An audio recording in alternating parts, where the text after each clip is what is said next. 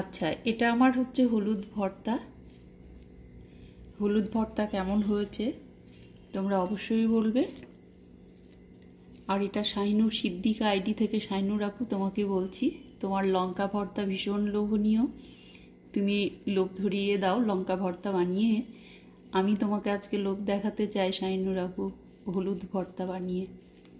দেখো, তুমি বলবে আমাকে কমেন্ট করে যে হলুদ ভর্তাটা ঠিক কেমন হয়েছে। এবার চলো রেসিপিটা আমরা দেখে নিই হলুদ ভর্তার।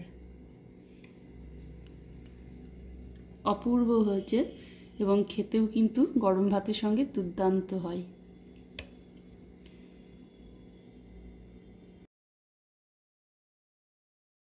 আচ্ছা, এখানে দেখুন এই যে রসুন এবং আমি শুকনো লঙ্কাটা আমি নিয়ে নিলাম, এর মধ্যে আমি দিয়ে দেবো একটা পেঁয়াজ কুচনো।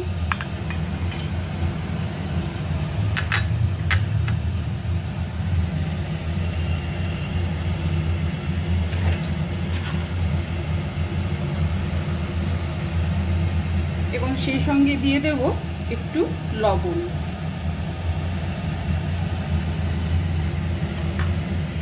আচ্ছা, এবার আমি এটা গ্রাইন্ড করে নিচ্ছি।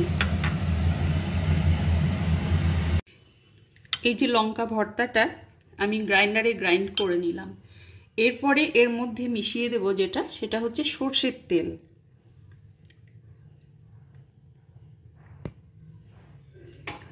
অসম্ভব সুন্দর হয় খেতে, যেহেতু এটা অনেকটাই আছে রসুন, রসুনের একটা ফ্লেভার তোমরা অলরেডি অনেকেই জানো, সেটা দারুণ টেস্টি হবে খেতে এটা।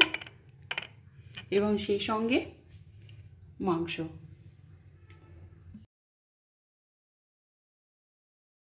দেখো অলরেডি অনেকগুলোই ধনেপাতা খাওয়া হয়ে গেছে। আমি এখানে নিয়ে নিলাম, তোমরা দেখলে। এবং এখানে যে কিছু ধনেপাতা আছে আমি প্রয়োজন মতো কিছুটা কিন্তু উঠিয়ে নিচ্ছি। আমি গোড়া থেকে ছিঁড়ে নিব আবার, কারণ গোড়া থেকে বেরোবে। আমি পুরো গাছটা ওঠাচ্ছি না।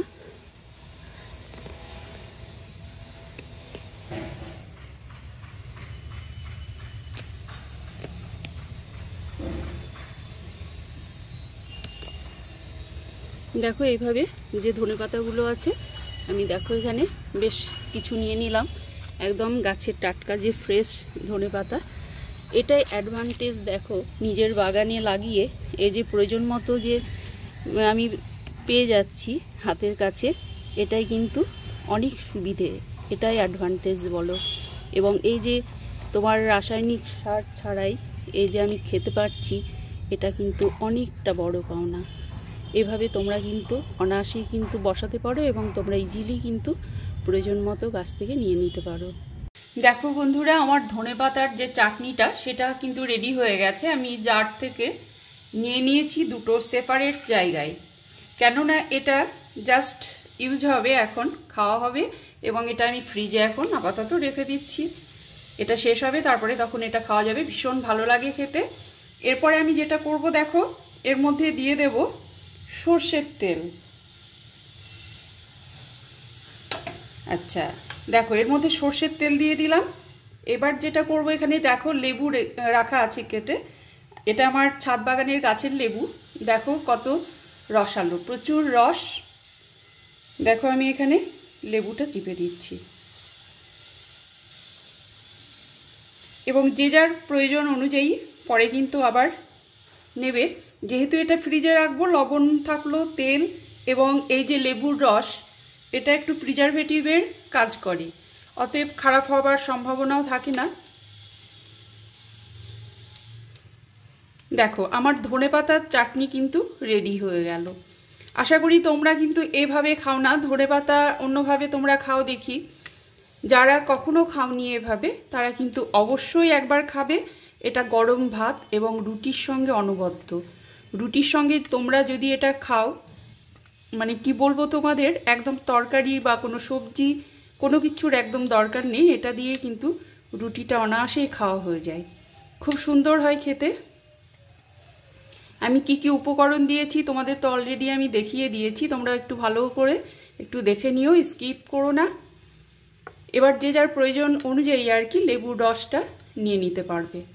তো ঠিক আছে, দেখো আমি ধনেপাতার চাটনি তোমাদের সঙ্গে আমি শেয়ার করলাম। এই ছিল আজকে আমার। এরপরে আবার আসবো অন্য কোনো নতুন কোনো রেসিপি নিয়ে।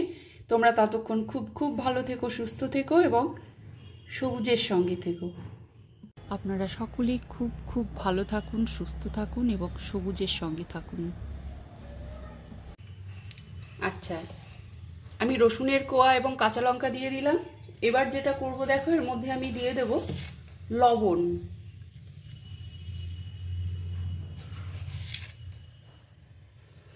এটা গরম ভাতের সঙ্গে এবং রুটির সঙ্গে খেতে দুর্দান্ত লাগে। আচ্ছা, লবণটা দিয়ে দিলাম।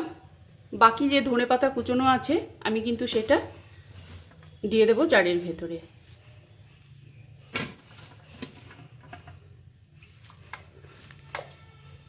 আচ্ছা, চলো গ্রাইন্ড করে নেব, নিয়ে আমি ফিরে আসছি।